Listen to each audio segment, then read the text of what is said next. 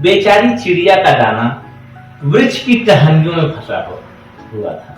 वह बार बार अनुनय विनय निवेदन कर रहे थे वृक्ष से कि कृपा करके मेरे भोजन को छोड़ दो, जिससे कि मैं अपना भोजन करके अपने क्षुधा को समाप्त कर सकूं, अपने आप को तृप्त कर सकूं। लेकिन पेड़ की धीरजता देखिए, वह बिल्कुल तैयार ही नहीं था चिड़िया को दाना देने के लिए। चिड़िया हताश निराश होकर के लकड़हारे के पास गई। उसने कहा कि यह जो पेड़ है ना, यह मेरी दाने को अपनी टहनियों में छुपा के रखा हुआ है, नहीं दे रहा है। आप दया करके मुझ पर इस पेड़ को काटिए, जिससे मेरा दाना मुझे मिल जाए और मेरा पेट भर जाए।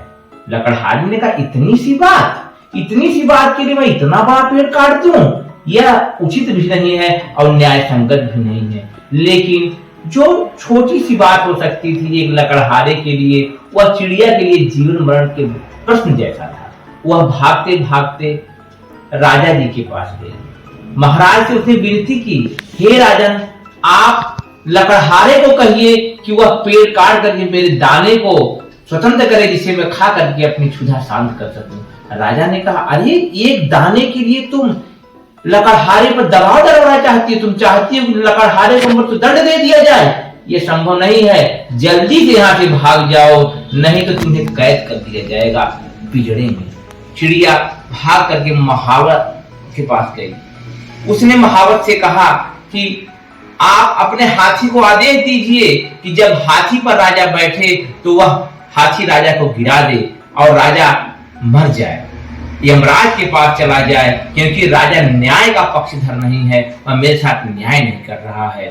महावत सुनकर के क्रोधित हो गया। उसने कहा, तुम मेरे राजा को मेरे ही द्वारा मरवाने का प्रपंच रच रही हो। जल्दी से यहाँ से 9 2 11 हो जाओ, नहीं तो मैं तुम्हें तुम्हारी स्थिति में पहुंचा दूंगी।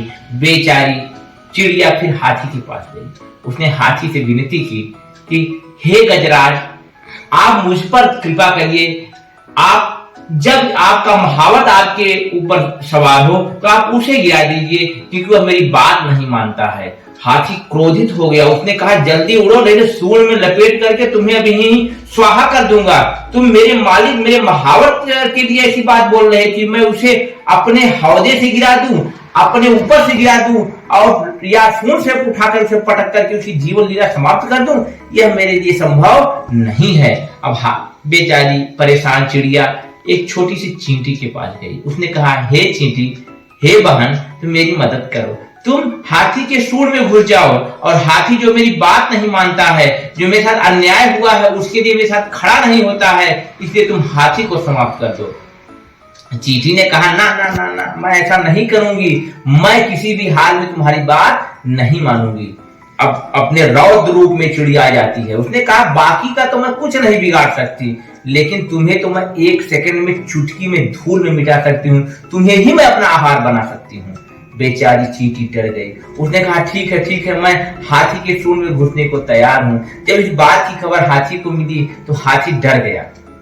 उसने कहा कि ये तो मेरे जीवन का प्रश्न है। फिर यह खबर जब महावत तक पहुंची, उसने कहा, ये तो हाथी कभी भी मुझे गिरा देगा, मेरी हत्या कर देगा। तो वह तैयार हो गया राजा के गिराने के लिए। अब यह खबर राजा तक पहुंची। उसने कहा कि नहीं महावत, तुम ऐसा ना करो। मैं अभी लकड़हारे को बुलाता हूँ, उसे आदेश देता हूँ कि वह चिड़िया के उस दाने वाले पेड़ को जाकर के काट के गिरा दे। अब जब यह खबर, अगर वो ऐसा नहीं करता है तो मैं उसे मृत्यु दंड दूंगा। लकड़हारा भागते हुए राजा के पास आता है कि हे राजा, मुझे मौका दीजिए, मेरे साथ मेरी हत्या मत कीजिए, मुझे मत मारिए। मैं अभी उस पेड़ को 1 घंटे के अंदर काट के गिरा दूंगा। अब जब यह खबर पेड़ तक पहुंची तो जब चिड़िया उसके पास पहुंचती है तो कहता है कि मुझे माफ कर दो मित्र, मुझसे गलती हो गई।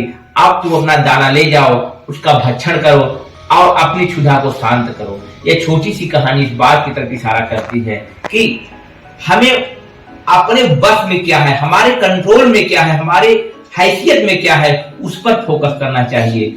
और साथ ही साथ अपने पेंशन विहीन साथियों से मैं कहना चाहूंगा कि अब आपका भी वक्त आ गया है। आप भी अपने चींटी को डराना चालू करिए, तभी आपको पुरानी पेंशन बहाल करने के लिए आज का महकमा, आज के सियासतदान तैयार होंगे। इन्हीं बातों के साथ विदा लेता हूं इस उम्मीद के साथ आप इस कहानी को समझेंगे और पुरानी पेंशन के आंदोलन में अपना सहयोग देंगे, अपना साथ देंगे। नमस्कार।